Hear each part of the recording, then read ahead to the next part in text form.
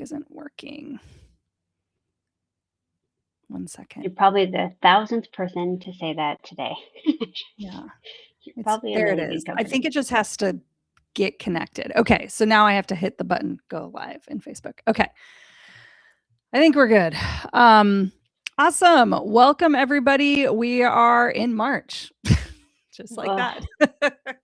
Here we are. It's like this is like a monthly check-in, whatever that means, like I don't know, my baseline or something. I'm like, oh shit, okay. But yes, hi, we are in March. Welcome.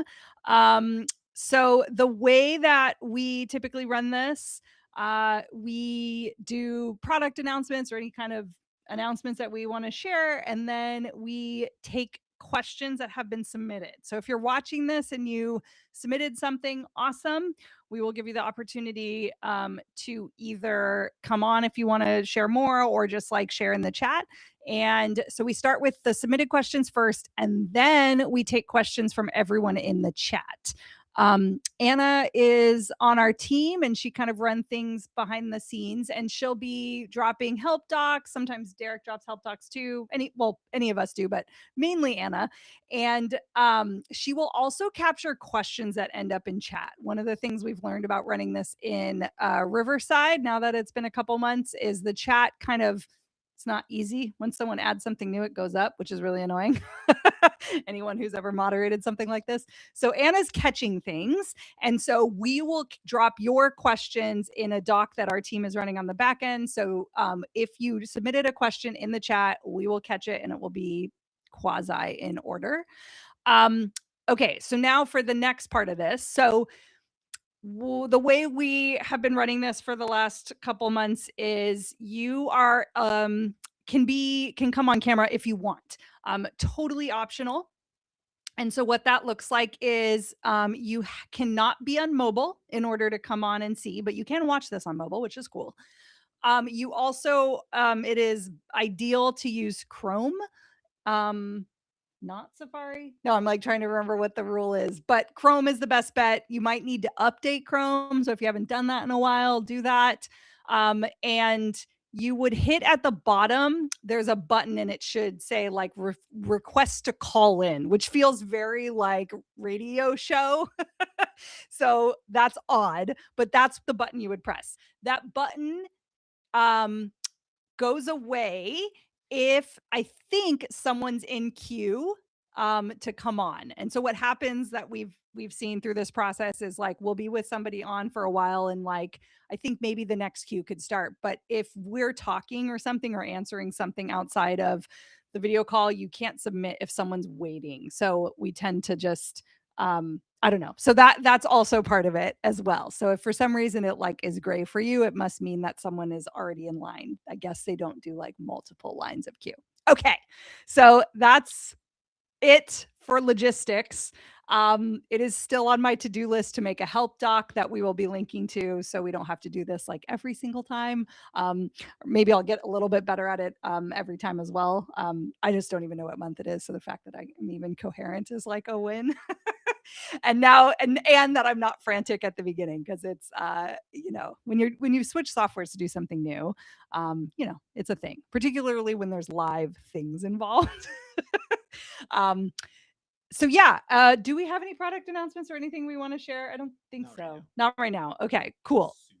What? Soon.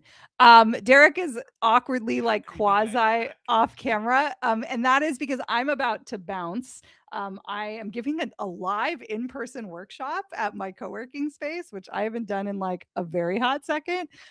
So I did my best to try to get it done yesterday. It just didn't happen. So, anyways, here we are. Nora, do you have any thoughts or comments or announcements or things? Nope, I'm No, good. I'm all ready to good. answer questions. Let's do. Nora's ready. I'm ready. The coach has entered the building. Okay, cool.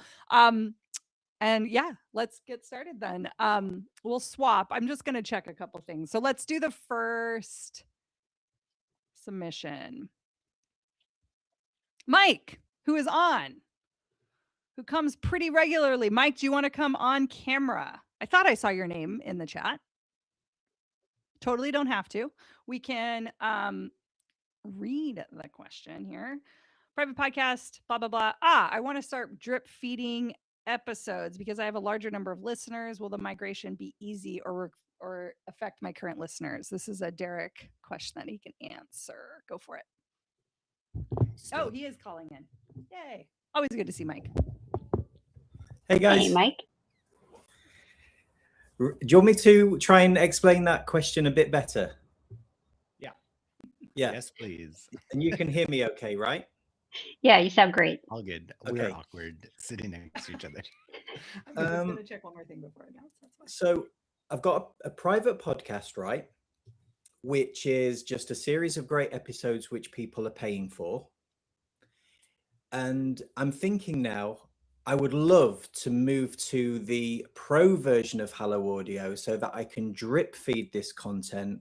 Because now if people are coming in, they're like completely bamboozled with a whole load of episodes. And I also feel it's not quite fair to the people that have been here from day one. Because they've been paying for all this content since day one, and suddenly someone comes in at $10 and they get it all in one go. Yeah. So if I was to upgrade to the pro version, is there going to be headaches for my existing listeners, or will it all just beautifully happen nicely for everybody? Yeah, that. It's going to be pretty simple. And the old people will see all the old content. There's a setting you can turn on for the drip feed that's going to allow new people to only see new content moving forward. If you'd like, that's an option. Anyone who's been around for a long time is going to have all the past episodes. What I'm describing is switching the feed type to drip. And so whatever it is now, I'm assuming it's instant, which means everything's available. Or is it date-based? Could you add to it? Oh, well, do you set a date for each episode? Okay. Date-based, because if I pop in an episode now, I don't want it going until Thursdays because it's every Thursday. Sure.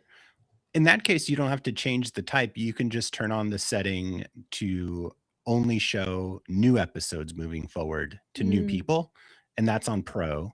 So that'll just be a checkbox. And then anyone who joins will see like a welcome episode that you select, and that's it. And then later episodes get sent to those people as they continue to be a listener. Oh, so having somebody join, like now, for example, if I was on the upgraded drip feed, is there a way to go back to all the other episodes and say that one needs to start on week 1, then week 2? But the existing listeners, it won't affect them. They'll still see it all anyway. Yeah. Because it's based on their start, like when they were added to the feed. And so if I joined this like a year ago, the drip, if you set the drip, I mean, if you have more than a year's worth of content and you set content out into the future, like more than a year out, then I wouldn't be able to see it because my start date was a year ago and you schedule it for, but if you scheduled all the content, like the only people that would really affect are the people who joined recently, depending on when you set that drip feed each episode to go. So if you're just doing weekly episodes, and if you have more than 52 episodes, right, then it all is based on each individual subscriber's join date. And then the drip starts from that join date. So you can kind of configure how you want the content to drip. It'll affect the new users the same way as the old users because it's based on the start date of when they join the feed. Okay. Because if someone joined today, for example, I want them to get episode 1, which was almost a year ago. Then so there's going to be a bunch of listeners as of now who are starting from a year ago. Okay. But the ones that have been here for a long time, they still get my new weekly episodes as well. Yep. That's right. Okay.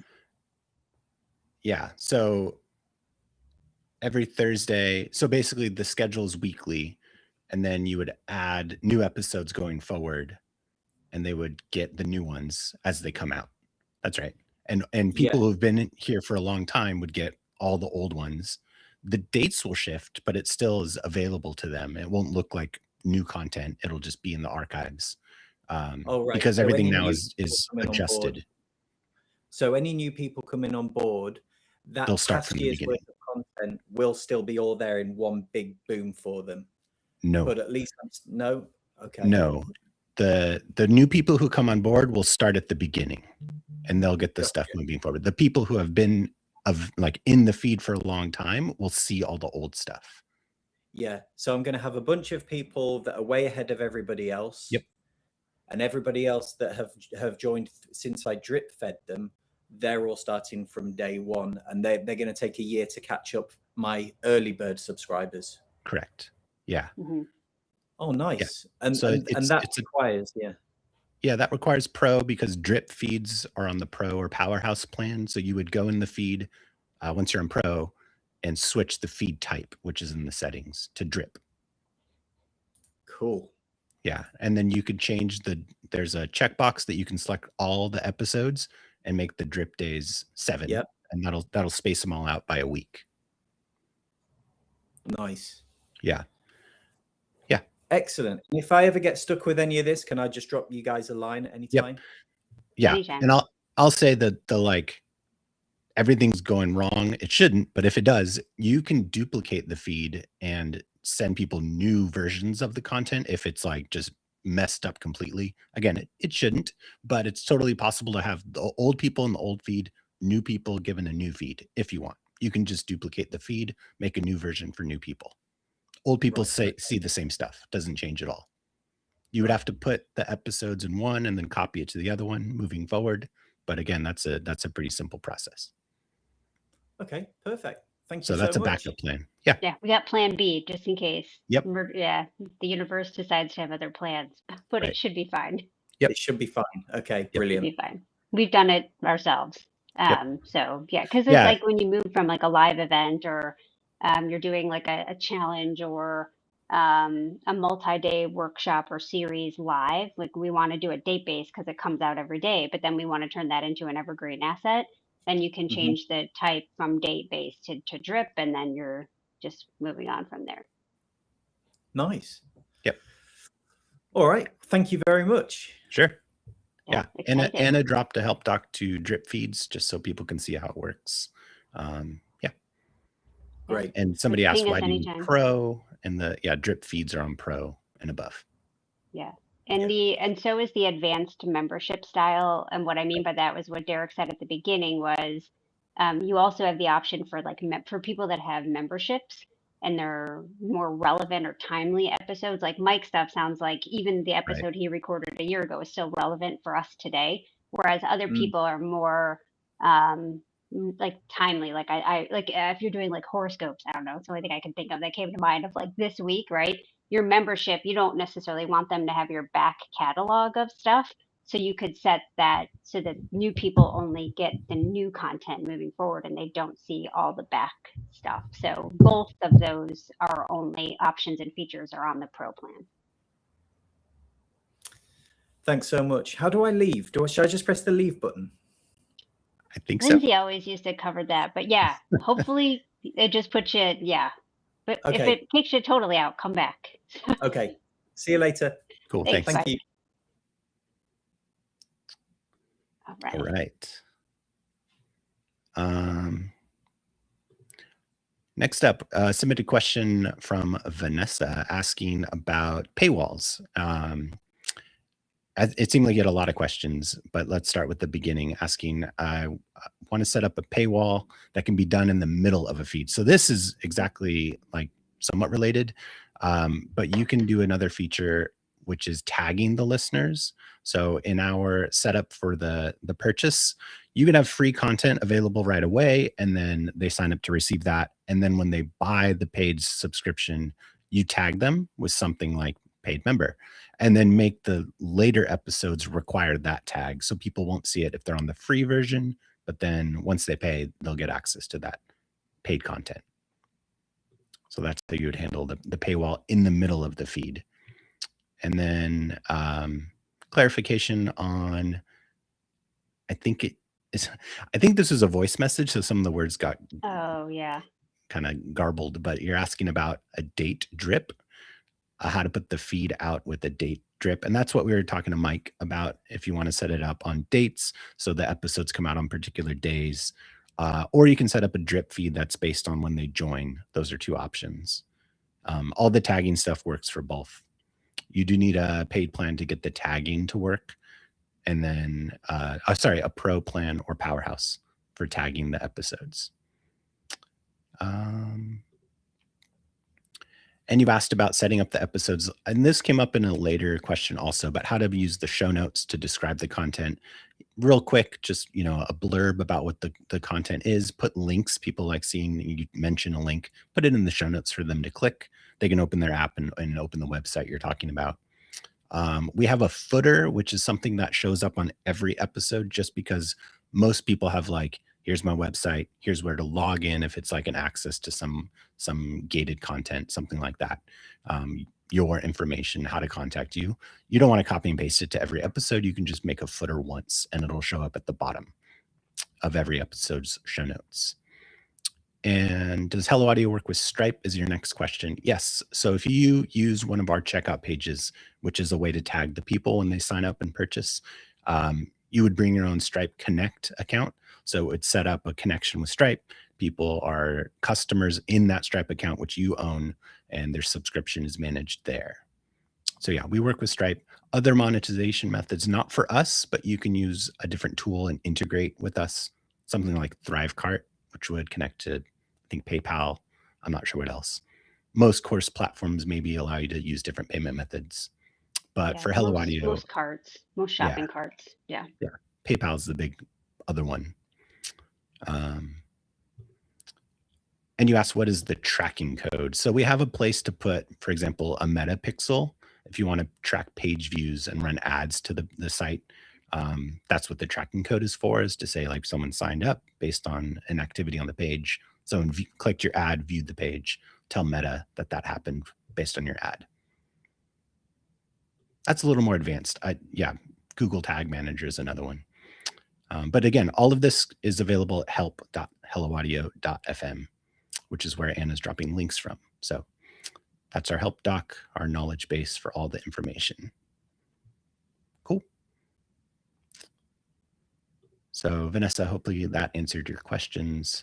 I didn't see you live, but let us know if you have follow-up. Great. Emily had a question about stats, saying that they're inflated for some episodes. I would recommend writing into support@helloaudio.fm and we can take a look. Let us know. You didn't give an email address in the form, but if you let us know what the account email address is and feed title, we can take a look. I know it does happen with some like older versions of podcast apps. Well, they'll try and grab an episode multiple times. So that's possible, but we can take a look right into support. Yep. Thanks, Anna. Drop in the email address. And then Basha, I saw you active in chat. And it seems like you had trouble with Podcast Connect. I don't know if you want to join the call. Let me see. I'm bringing it back up. I think it might be early for Basha, like early in the morning. I saw they're in New Zealand. There we go. But yeah, if you have a problem getting to Podcast Connect, not presentable, not a problem. Okay. There's a weird thing with Apple and Podcast Connect with their like account services where you have to agree to some terms. So I would go to podcasts with an S, connect.apple.com and log in with an Apple ID. And then when you log in, it should present you with some terms to agree to. I've seen people have problems getting those terms to show up, and you might have to log into a different Apple app in like your computer. For example, iTunes, which is like old, but still available. And so if you try and log in there, it should bring up some terms to agree to. And then that should work to get you in that podcast management page for Apple. And then you make a new show and drop an RSS feed that you get from Hello Audio. So there's a place in Hello Audio in the feed to copy an RSS feed, take that to Apple, paste it in. But again, that weird gatekeeping of requiring terms is a little bit of a hiccup for some people. Hopefully it shows up for you. again, try and get into another app. Like, yeah, iTunes is the typical one I send people to. Apple TV, I don't know, any other apps like have a terms thing at the beginning, and usually that fixes the like getting into Podcast Connect. And yeah, you asked about show notes, similar to above, short description, drop some links. We do have an AI add-on if you'd like, where it can write show notes based on the content for you, which is a nice simple way just to get a quick description of your episodes. Contact information. Yeah, those are the main things in a description. Yeah, Cool. and I think it looks like you're launching a public podcast, right? Is that Right. true here? Yeah. Yeah. So, and there's definitely a lot of I don't think I have an article right now that talks a little bit about the launch of a public podcast. Um, a lot of it depends on your goals. So I know you're looking like what are some pro tips? It depends on your goals. So with anything, private or public, if your goal is visibility, reach, and ultimately lead gen at like top of funnel, then you're going to have to make sure you have a traffic strategy in place to drive traffic so people subscribe to that podcast. Because I will say most podcasts you can do a whole bunch of SEO and like keyword loading and all the things like but discoverability isn't necessarily super high. It's not going to be the thing that you're not going to have thousands of people discover your podcast necessarily. If you have an existing audience, I leverage that to build buzz so that they're talking about it and sharing it. And so we're getting more visibility that way. But, same thing. It's just like launching any other asset. We've got to make sure we have a traffic strategy in place. You can definitely reference the podcast. I don't know if you're putting video on YouTube. With like Lindsay, when we're doing Launch Your Private podcast, we have our videos on YouTube as well. So that's something that you could do for additional visibility, but just make sure that with the effort, especially if it's like a weekly show and you're putting effort into those episodes, that you have a traffic strategy in place to keep the reach higher. If that's the goal there. So just wanted to reference that. And before you launch, you make sure you have at least a handful of episodes, because most apps, Derek, you'll know maybe more of the specifics, but they'll download like the first 3, and that's like many apps. So you want to make sure you have more than one episode at launch. Just to get people hooked and moving and that kind of stuff. Make sure you're actively asking for the subscribe. Make sure you're actively giving them ways to opt into a list, so that you can talk to them outside of the podcast, right? That kind of stuff. Awesome. Okay. And I'll look. We may have some follow up. Anna, just if you can make a note, we may have some LYPP episodes, or maybe some folks talking about launching a public podcast and what they did. So we may be able to get those resources as well. But I'll take that and look offline.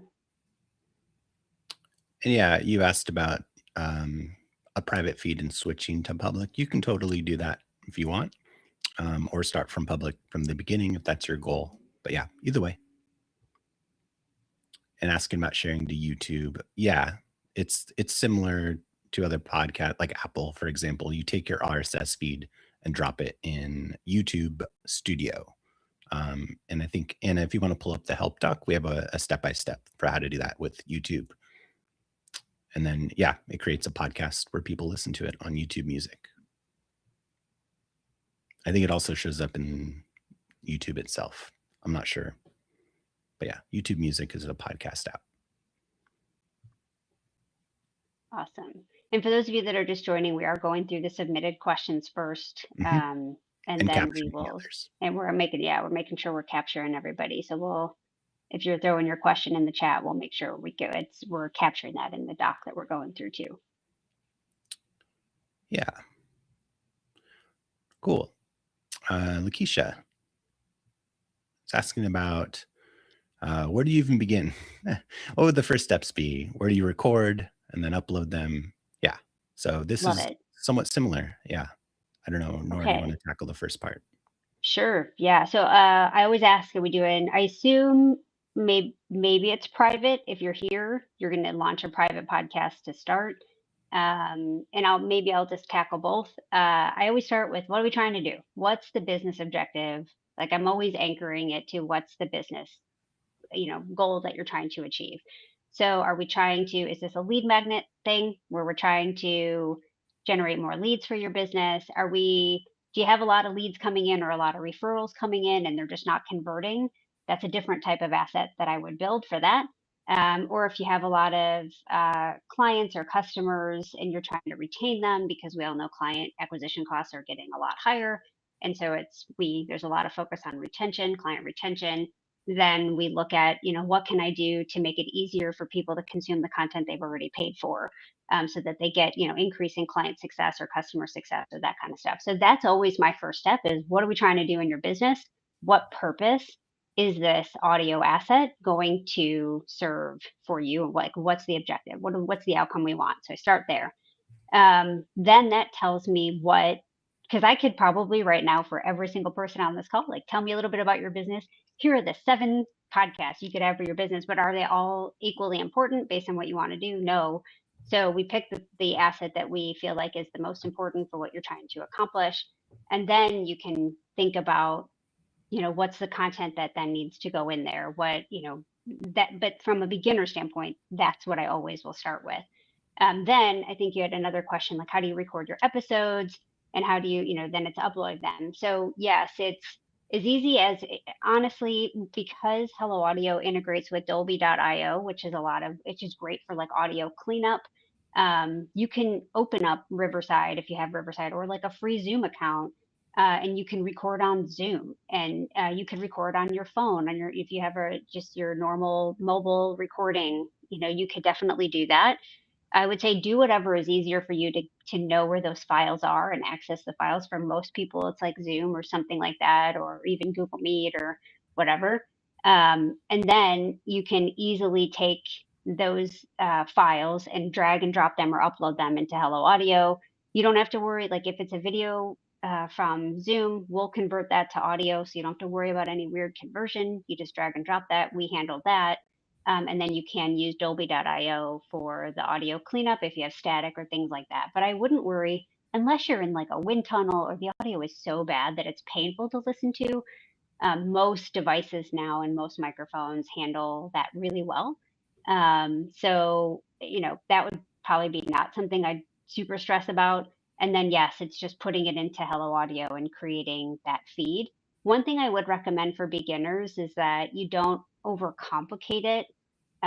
It can be a lot of times it's like, I want to do this and I want to have all these automations. And it's like, how about we just put like a 3-episode thing out there, right? And it just delivers a small amount of value. And maybe you're answering one question, or it's like a lead magnet if you want to, like a bite-sized audio.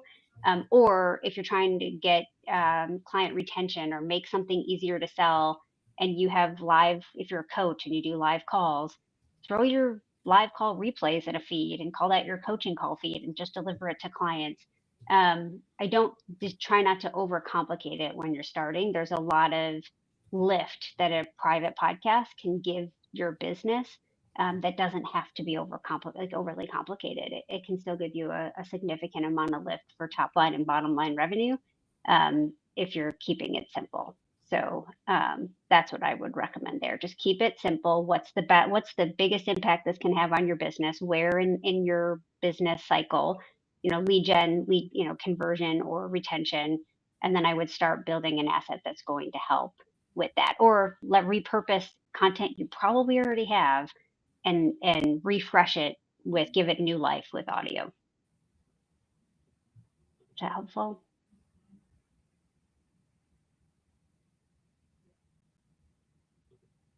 Yeah, perfect. People are dropping suggestions for recording. QuickTime, if you want to do some editing after you record, it works great. It's free on Macs. GarageBand for editing. QuickTime, just straight recording is simple. You get good quality. We're using Riverside here. I think Descript has recording and editing, which is popular. Yep.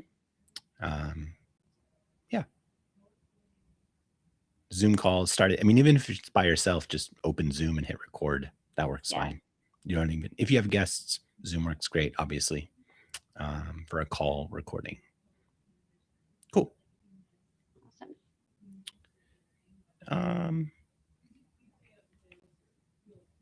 See, is it Lachelle? Yeah. Okay. We have a few more questions that were submitted, and then we're capturing all the ones that are being asked on the call. Michelle, designing your private podcast specifically to convert to a 3K offer without an added webinar or additional conversion event, what needs to be included? Okay, here's how I would approach this. It all depends on, so thinking about your offer, okay, whatever that price point is of your offer, 3K, 5K, 10K, whatever, less than that. What is that person? Think about what they need to believe, what they need to feel in order, like what are the underlying fears that we need to resolve for them in order for them to be most likely to say yes to that offer. What do they need to understand? What do they need to have clarity about? Do they need, like, do they need to believe that they're going to follow through? Do they need to believe this is easy, that they can do it? Do they need to, like, what are all those things? That's all the content that needs to go. If you don't have a sales call, if that is the only lever, if that's the only touch point we have, then the customer conversation that needs to happen, that's what it needs to include. Right now, you could look at, well, I send emails, and some of that conversation can happen through follow-up emails, but like been doing this for a while, and the medium, right? Audio is great because it gets consumed and it's easier to consume. But and the like, I could have this. It doesn't matter what medium you end up choosing. It's the same pieces of that customer conversation, the building blocks and the sequence and the order, in order for us to build those beliefs, to shift false beliefs, to generate the demand for what that program is offering. Like, that's the content that needs to be in there. So it also depends on where they're coming in. Where are they starting from? What are their beliefs? Like, are you handling some of that in a lead magnet, and then this is the private podcast is in place of a webinar? So there's a few things. There's a few things that might need to happen, but I want you to think about it from what they need. What is most likely to get in the way of them saying yes? That's the content. So it's like education and awareness, belief building, belief shifting, helping them have the epiphany that they might need in order for them to be most likely to say yes. Understanding the value clearly of what they're offering, understanding the cost, the opportunity cost, or the cost of not doing anything. It's all of that that's going to help them convert. Is that helpful? It's hard for me to answer specifically, right, without knowing exactly, but that's what it is. That's what's going to get them to say yes. She's trying to get on live, but she's on an iPad, so I don't think it'll work. It needs to be desktop for Riverside. Probably. Yeah, you're right. Yeah, but that's the key, is to make that as effective as possible. And honestly, like, you're gonna one of the things I think that people keep in mind, there's been a lot of businesses that have been reaching out lately because, in case you haven't noticed, in your business, sales might be a little bit more difficult, or people are hesitating. A lot of things are happening in the world. There's a lot of distraction. There's a lot of nervous systems that are not super regulated on the consumer side. And so be cautious of how your messaging is landing when you look at it through that filter. Audio is great because it does allow them to disconnect from some of the chaos that might be online and on their screens and things like that. And so you're getting them in a more intimate place, which is, I think, why audio is even becoming more important in terms of these kind of conversion conversations. But just, it's like talking to another human being on the other side of that podcast player, right? So that's the key there. All right. Awesome. Yeah, but let us know if you have any questions. Let's see. You have to start by writing it down. So Lachelle asked, how do you organize all those things you just said into a coherent podcast flow? Once you write them down, you'll see the sequencing clearer. So, for example, I'll take, selling Hello Audio and, how do we sell or how do I generate demand for private podcasts? Well, I have to, in order for someone to sign up for Hello Audio, they have to believe that a podcast, and it's usually a private podcast because that's what we specialize in, will benefit.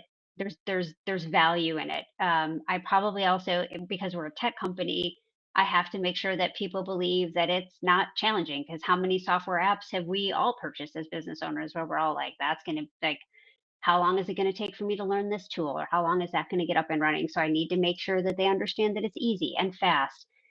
So all those beliefs. So keep it like even just the few things I just mentioned, I can't start with, well, it's easy and fast if they don't even believe that they need it. If you know what I mean, like I have to start with the fact that private podcasts are going to solve whatever problem that they have, whether it's reach, whether it's, more intimacy, more connection, getting through, AI noise. Like you'll, once you write them out, you'll start to see the sequence in a little bit more of like a normal conversation that you would have with someone at a coffee shop.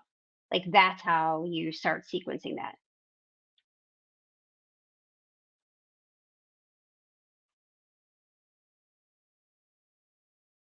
Yeah, start there. And then definitely hit us back. If something is not clear after you write all that kind of, just start mapping that stuff out.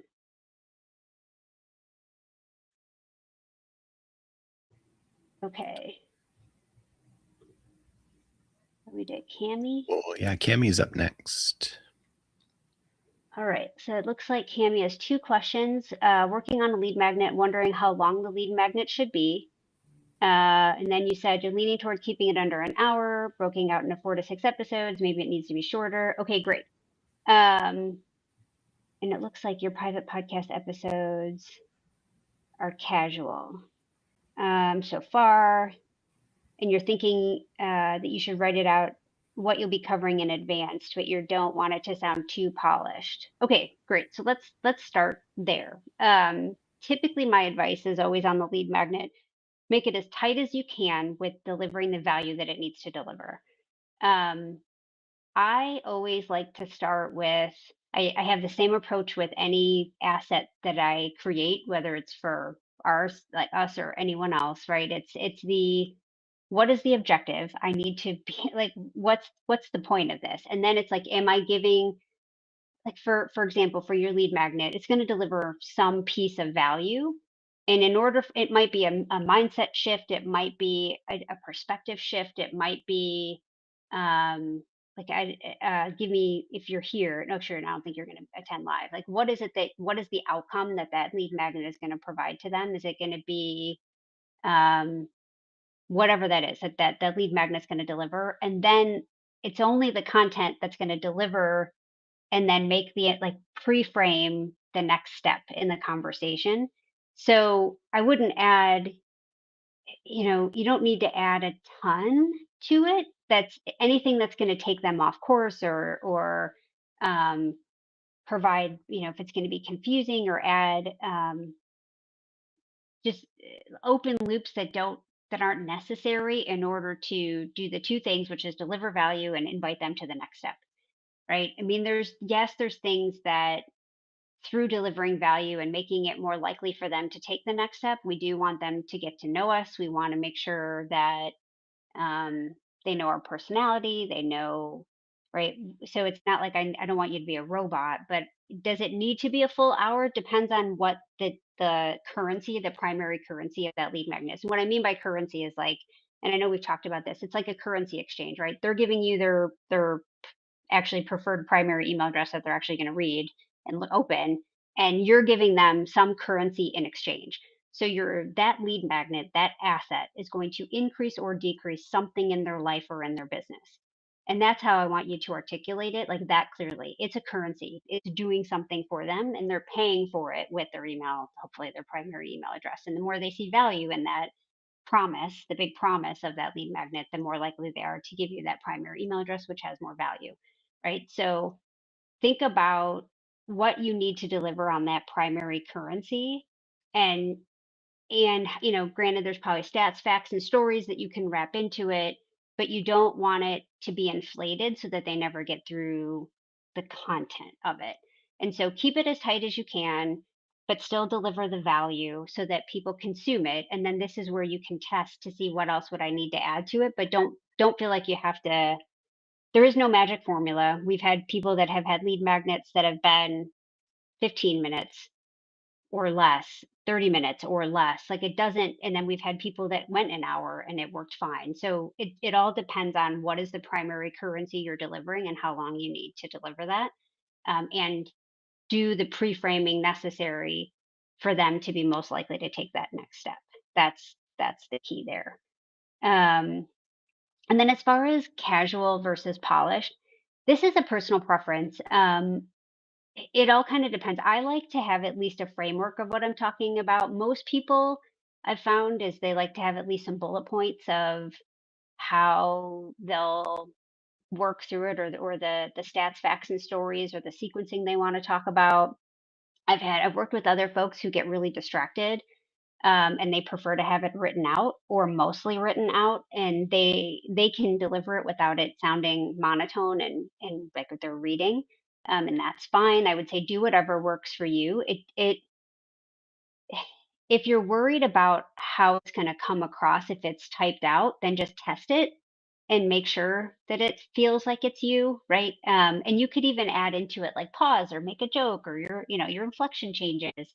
And you can do that with like bold words or capitalized words. And I've written a lot of curriculum scripts for folks over the years, and so I've definitely worked with folks where I've had to like pause, like, big caps or like bold letters to get them to like emote a bit more on the recording. And so that's a possibility.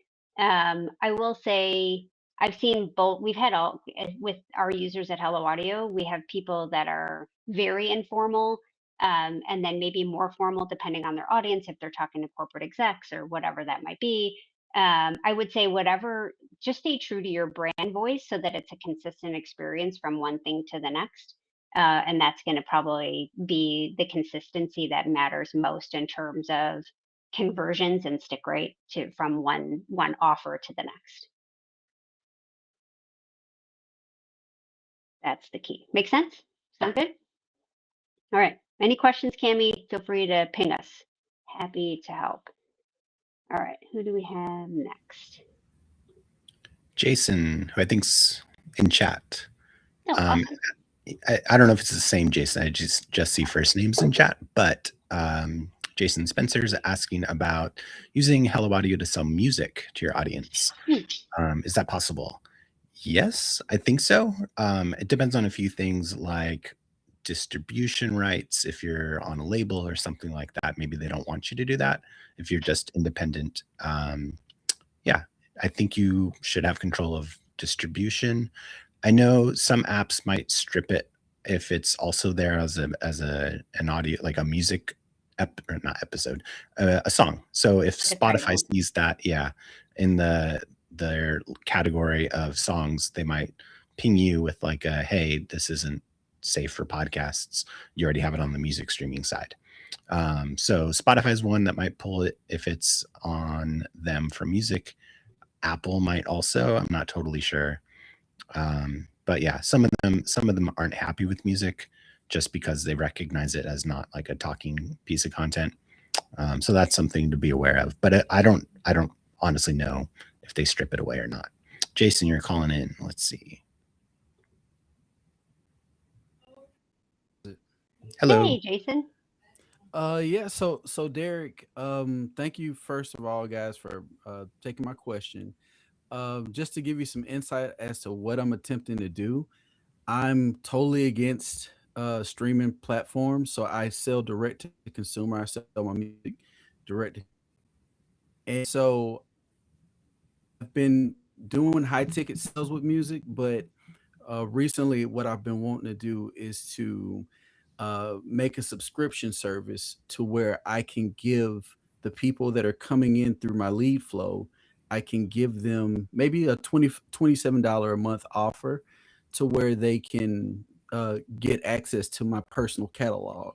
So Hmm. I'm trying to figure out where I can, where I can store those audio files, and then also, kind of like somebody was saying previously, um, make it to where if they say if I start this in March, and then the people that started in March, they get access to, March, April, and May.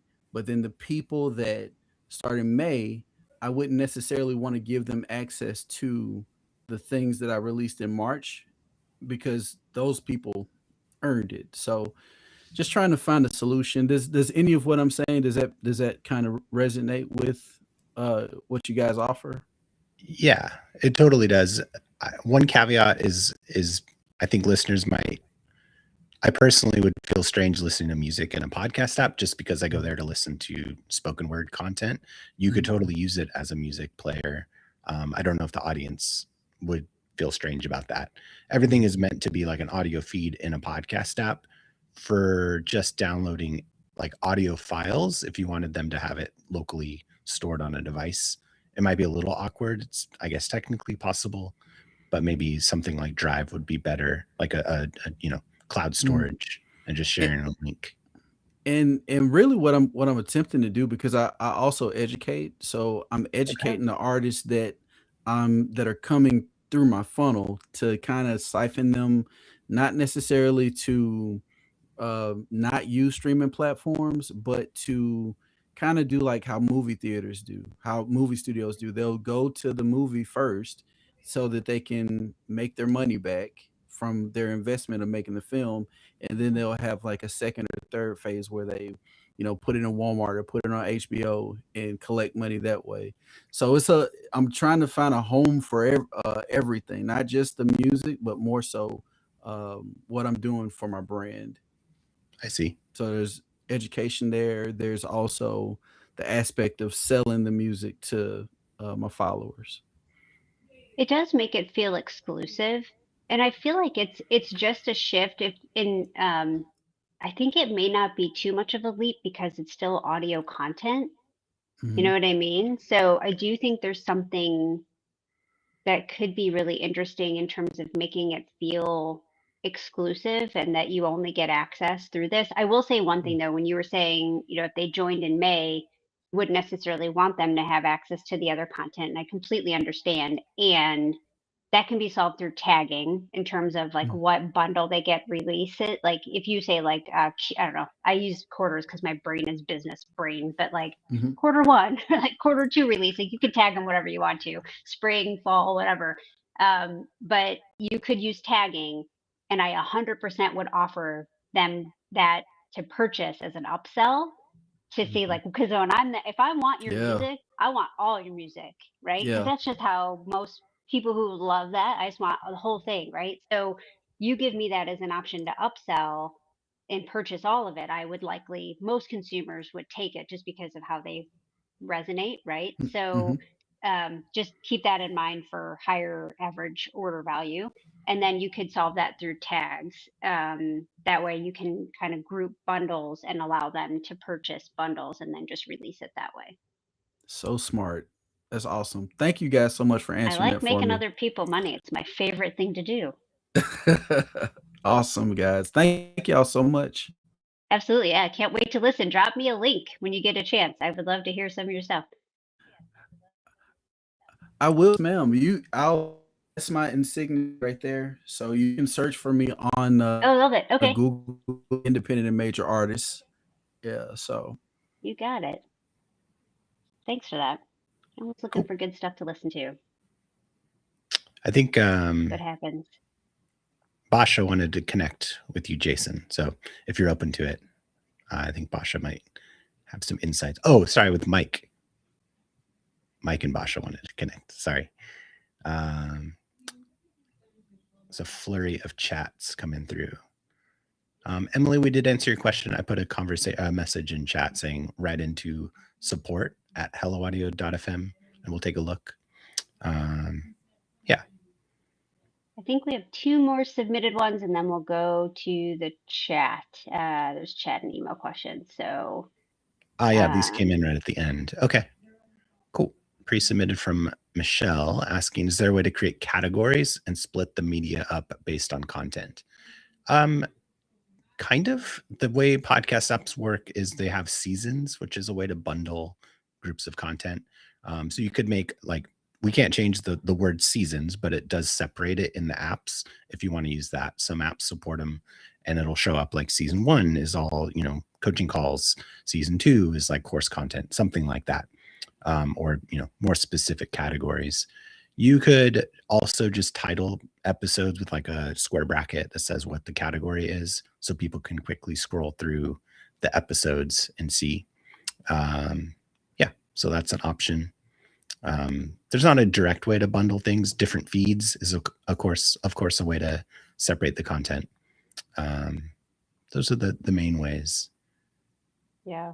And I would say depending on how different it is, like if it's course content or like training content versus live calls or call replays, we tend to always recommend separate feeds just because it's a better user experience or a better listener experience.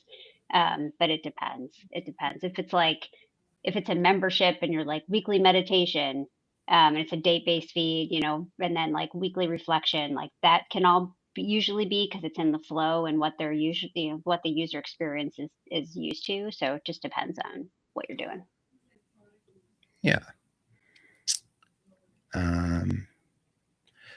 Demetra had a question about Zoom. So one of the things we fixed was integration. So we have something called the audio inbox, which is a place to connect Zoom accounts to get recordings in Google Drive. There was a hiccup with Google recently that we had to fix. It should be working. You can disconnect and reconnect, and it should work fine. And it's a way to just directly import content from those platforms directly in without having to download the file and then upload it to Hello Audio. So Demetra, you can also write into support and we can take a look if there's something specific. But we were alerted to a Google Drive problem, and it seems disconnecting, reconnecting works fine now. And it'll just show all your stuff from Google Drive, for example, or call recordings from Zoom. Dropbox is also there. Okay.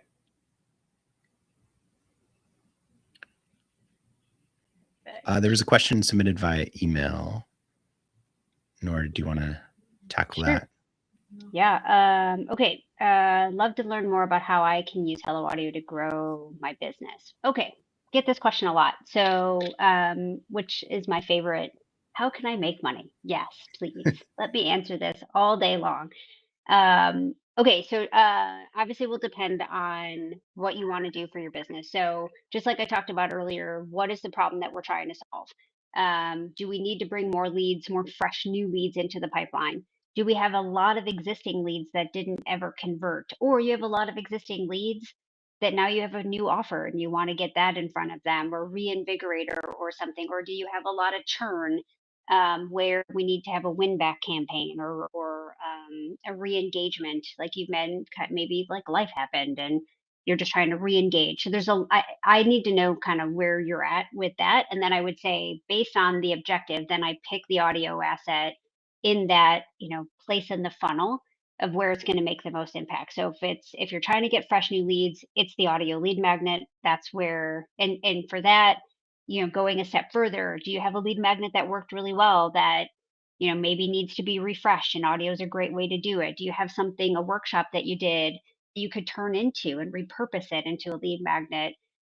Is there something for those of you that have programs or core offer? I always like to talk about the sample slice strategy. So is there a way I can take a sample slice of that core offer and move it to the front and use that as an entry point or a lead magnet, or even a low ticket offer that goes into your core offer? Lots of different strategies that I can use there. It just depends on kind of your business model and how things are set up. The one thing I will say for lead magnets and for like when you're starting a conversation with someone, like top of funnel, fresh new leads, make sure you're meeting them where they're at. And what I really mean by that, because I know a lot of marketers say that, is what is their perceived needs? Not what you know they need, but what they think they need. You have to start the conversation there. Or what do they think their problem is? Or what are they trying to achieve? Or what are they trying to escape from? Like, the language has to start there in order for us to continue the conversation with them, right? And I know for um, some, especially when we do deep work with clients, our awareness level, like your awareness level with your expertise, is at a different place than people who are just starting out or people that are coming into your ecosystem, and they may not understand all your terms and may not understand. They don't have the epiphanies that you've had, right? So be aware that when you're starting using audio or any asset to create that initial conversation starter, that you're beginning on, you're starting from where they're at, like joining the conversation that's happening in their head, things they're saying to their spouse or their partner or their BFF or to their dog at night, right? Like, those are the things I really want you to try to join and then move them forward down your path. Probably the easiest way to, for at least from what I've seen in business and what we've done for, helping folks in Hello Audio, is just repurposing what you already have, or adding a private feed to an existing container, a paid container, putting coaching call replays on a feed. People paid for a paid workshop, but we have very little consumption rate on the replay because who's really watching the replay? Shove that thing in a private, podcast and get the consumption up. Those are typically the things that have a lot of impact, because it gives people. I mean, think about, and I know I mentioned this earlier, where people are very distracted. Um, Cost of living is rising, especially in the U.S. Right? Like, people need an easy way. Give them an easy way to consume the stuff they said they cared about. That's a great way to reinvigorate people. It's a great way to get that, get you on their radar again. That's usually the places I would start. Without knowing a lot of the details of your business, those are the places I would start in terms of bringing some life and attention back into the ecosystem, and then moving forward from monetization from there. All right, hopefully that's helpful. All right, we got questions from the chat. Let's do this. Okay. I think it's Alana. Is that true? Yeah, the first one from earlier, asking about secret podcast not showing up on the main homepage. I'm assuming in Apple Podcasts, it's only listed in shows there.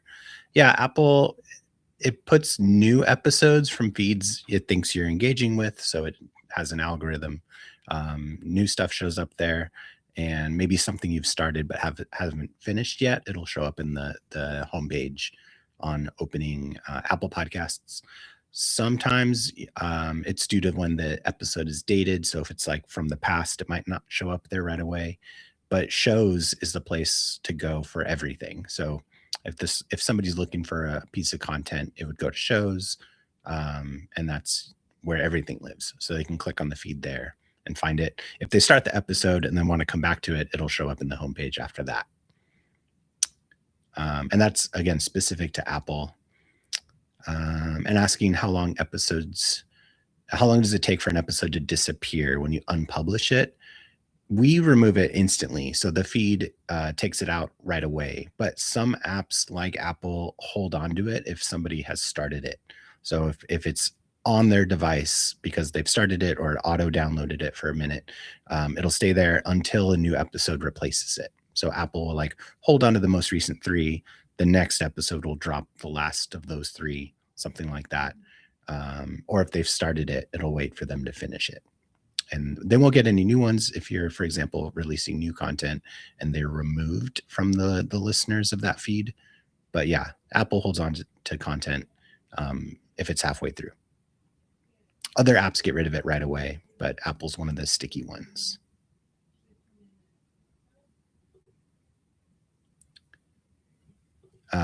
I think you said, yeah, if you delete it, I think it's the same. So it still holds on to it.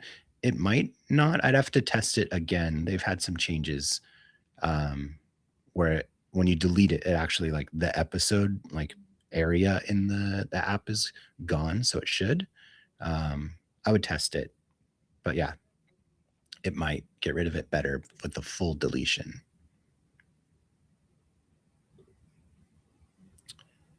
John is asking if there's a way to get it on Spotify without Spotify asking the listener to log in with a special access code. Unfortunately not. I wish they did, but Spotify is just different in a lot of ways.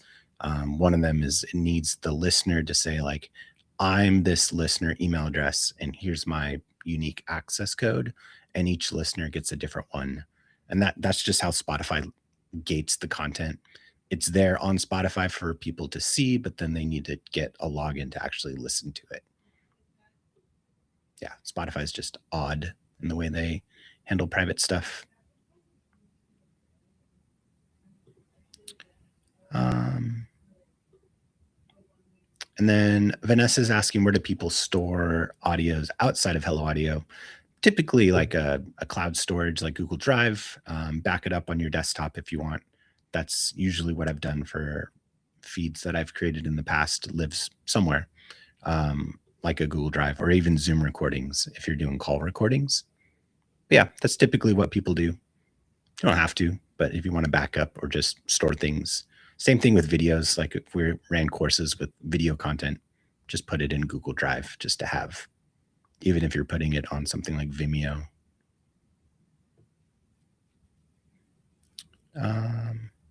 Oh, and then you asked ideas about prices for a lead magnet membership or audiobook. And a follow-up about the audiobook.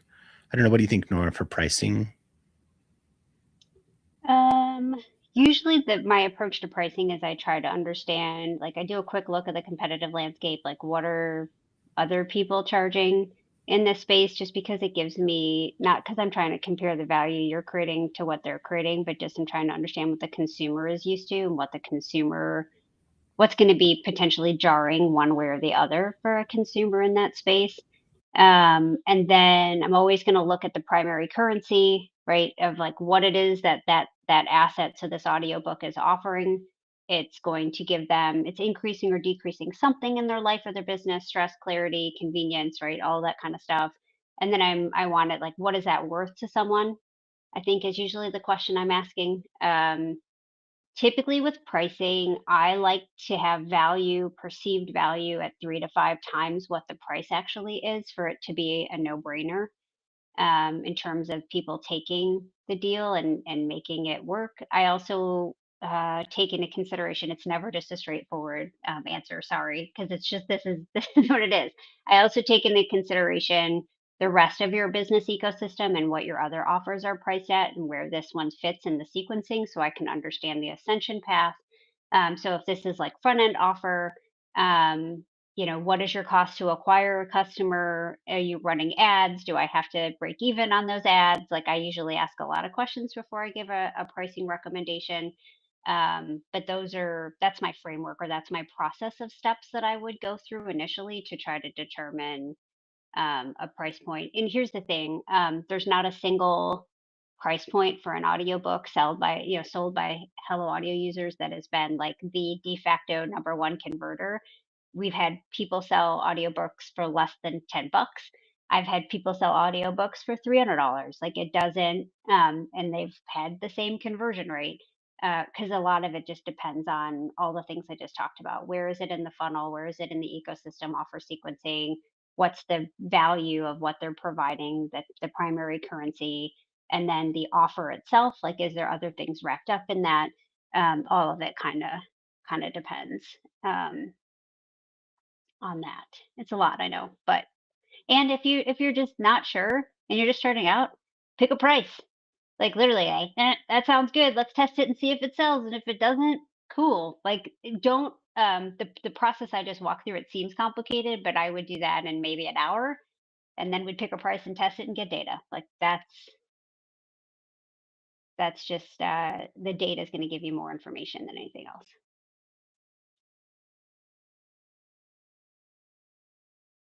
Hopefully that's helpful. Yeah, don't overthink it. Pick a price and run with it. Let's see. What was the other question? They were asking about setting up multiple feeds for each chapter. There's a lot of questions about audiobooks in the chat too. I that feels wrong to me, but That feels maybe complicated. yeah, because each feed will get a different link sent to the listener, and they'll have to click, open the link, click the app, subscribe for each one. And if it's a different chapter for each feed, if the people are self-selecting, like I only want this chapter, then maybe that makes sense. But if it's a whole audiobook that somebody's signing up for, I think a single feed makes more sense.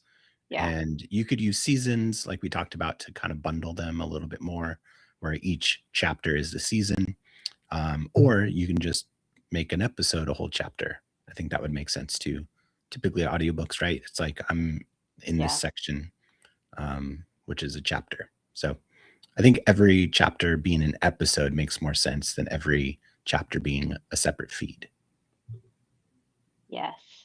Yes. And if there's ever a time where you need to, I mean, that gives you flexibility if you're on the pro or powerhouse plan too, to have like to sell it, or even just use as a giveaway, like a sample chapter. And you can do that with tags. So people opt in for a sample chapter and then they pay for the rest and it unlocks the rest of those episodes. So you've got more flexibility with that too. Just in a single feed. Yeah. Right. They're already Yeah. subscribed to it. So it'll just like show up as episodes that are in the same content. Cool. Randy is asking about a podcast that has 70,000 followers and you created a private one and you didn't get as many conversions as you expected. So how to better leverage an already popular product to grow subscriptions on a private podcast. Okay, let me see.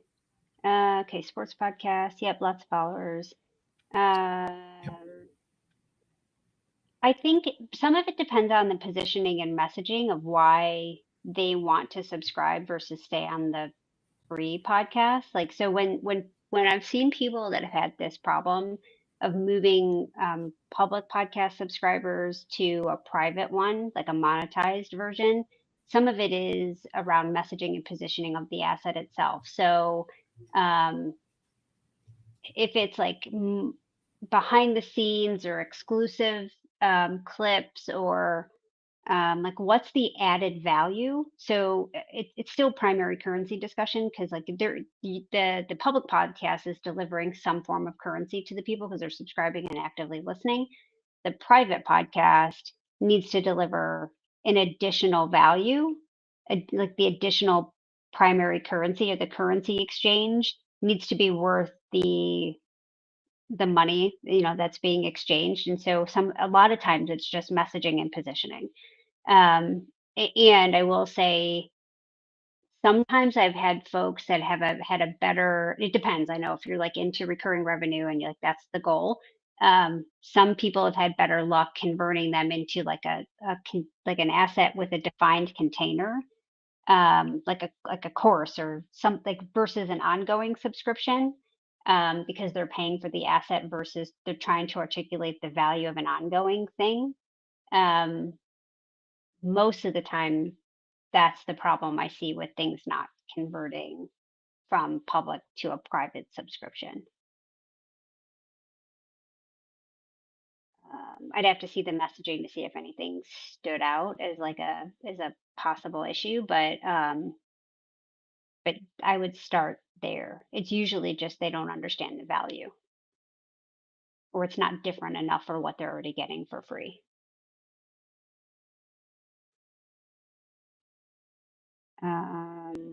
The other thing I will say, I'll add one more thing to that is assuming we're able to articulate a differentiated value for the private asset versus the public one. From a pricing standpoint, I always do like founding member prices on subscriptions. So that gives a little bit of urgency for your highest. Because think about all the people that are already listening; they're your biggest fans now anyway. There's going to be usually it's like 5 to 10% of people are your hyper buyers because they're already bought in. So I would reward those people by getting them in the door, and this will be the lowest it ever is, that kind of stuff. And we can see if it's a price point issue. Hard to say. Usually it's messaging and positioning, could be a price point.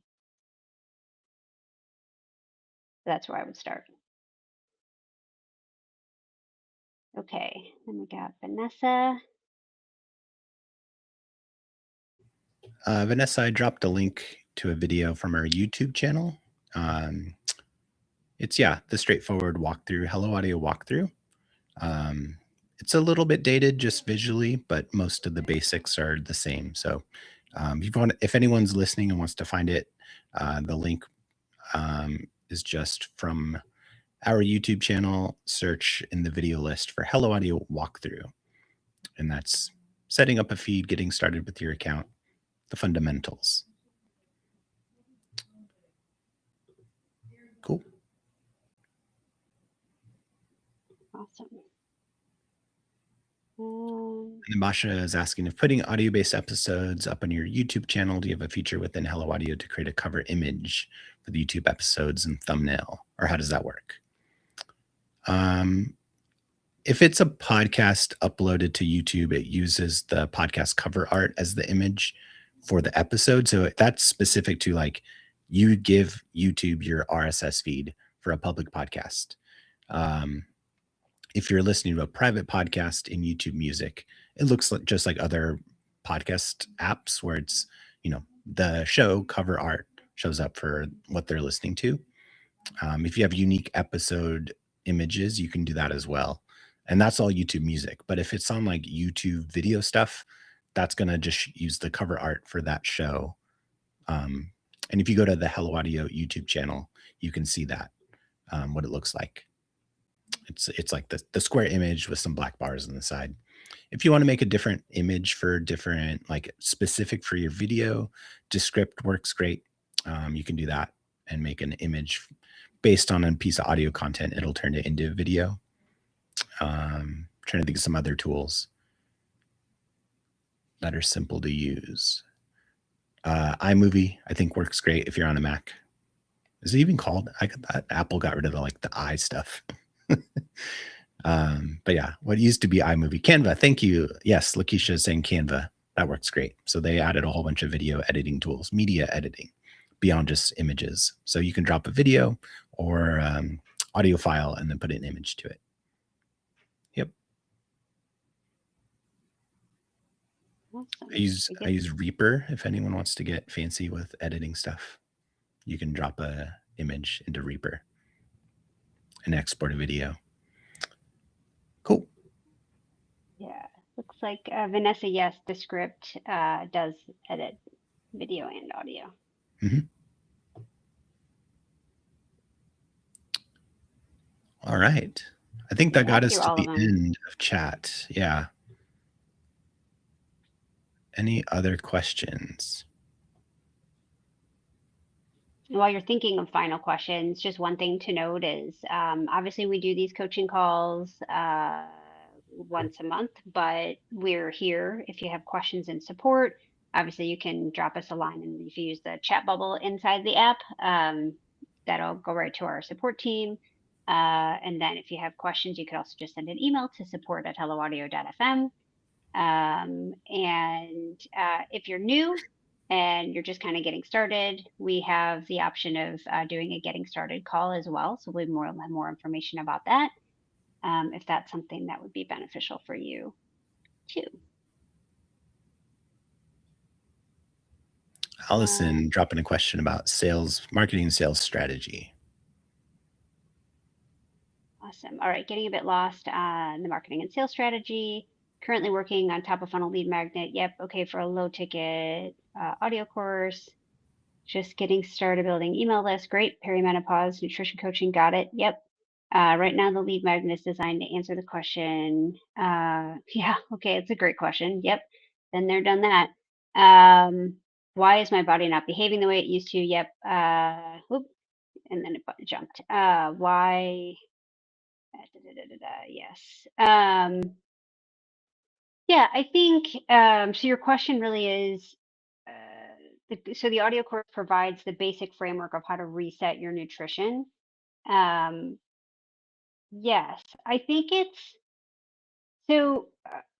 Here's how I would approach this. So the asset, the paid course is here's a framework for how to reset your nutrition. So in order for someone to be most likely to purchase this, they have to believe that they need this framework to reset their nutrition, and that nutrition is actually part of why they feel like crap and why their body is doing things it didn't ever used to do, and why, things they used to do they don't work anymore, blah blah blah, right?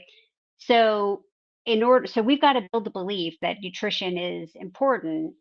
Not only that belief, they probably have to believe that your framework is actually doable, because for some people, like, the thought of, they're not going to spend 12 hours in the kitchen, and right, like, whatever your avatar is. So think about what are those beliefs that they would need. Like, it's easy, I can follow it.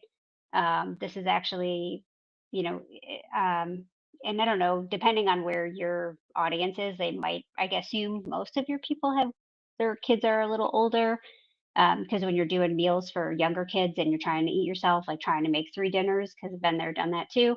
That's not super fun. Then I'm just eating PB&J, which is probably why I still eat PB&J now that I joke about spying, so I do. But it's all about the beliefs and the epiphanies they need to have to be most likely to purchase that thing. Then I'm beginning with the end in mind. I'm going to back up and say, is there a lead magnet that can help me establish those beliefs, where taking the next step and buying that course is then the obvious next step for them? And so, is it more about, the answer of, like, the lead magnet, the positioning and the copy might need to be tweaked, but there probably are a lot of menopausal women who are searching, perimenopausal women that are searching for that, like, what is actually happening, or the shifts, like how to, I'd have to work on the copy a little bit, but your lead magnet concept is fine, and especially if it's positioning those beliefs and creating those shifts that they need in order to be most likely to purchase that nutritional framework. Right. So we in the lead magnet, it needs to generate demand for a nutritional framework that they'll use, that they think is doable, that they think is going to solve the problem. Like, so the lead magnet would have that content in it so that they say yes to the course. Is that helpful?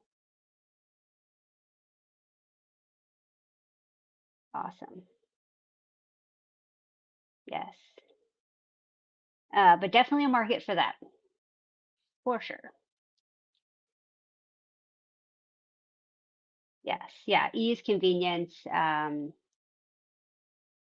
going to be a big theme, I think, in marketing right now. Ease, convenience, simplicity. You're going to see a lot more of that messaging, especially in the States, because people can't really handle more work. Like, don't give them more work to do. That, especially that population, they don't need more work, or another project.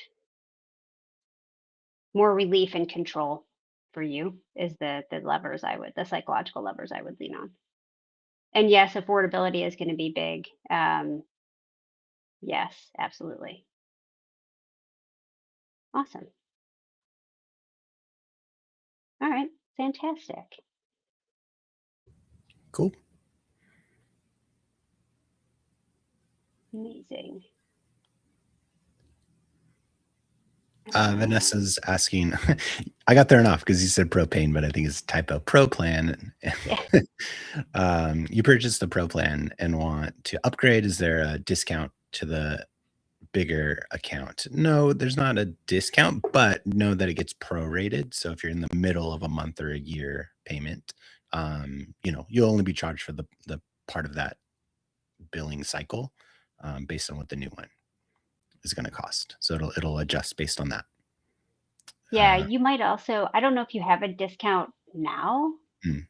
Like, if you're on a discount, because sometimes folks will, purchase when there's a sale happening, and that discount, was valid for 3 months or 6 months. So definitely write into support, or look at your subscription that you're on now. You could also, like Derek said, just go through the process of upgrading, and you should see the total. Yeah. Before you it. actually change anything. Like, look at the number too. Yeah. And that we try to be really transparent there. Yeah. And yeah, I think bringing up the coupon is good, because you might have one and it'll roll over into the next one with you. So it doesn't necessarily negate any discount you have on the current plan. It should continue. Yeah. Perfect. Awesome. All right. Glad we can help. don't forget, don't hesitate to reach out and support. Definitely share what you're working on for inspiration. We're excited to see those feeds. Tag us at Hello Audio FM on Instagram. Post in our Facebook group to share what you're working on. We definitely love to see new feeds getting launched, or you know, if you're getting really great feedback from your audience on those private feeds, that's always fun to share too. So Cool. yeah, amazing. We'll keep you updated on some fun stuff that we're working on here in a couple weeks. Yep. And we'll talk to everybody soon. Second Wednesday of every month, we host these calls. So yeah, look for it in April. Cool. Well, thanks everyone. Yeah, see y'all next month. Bye. Bye.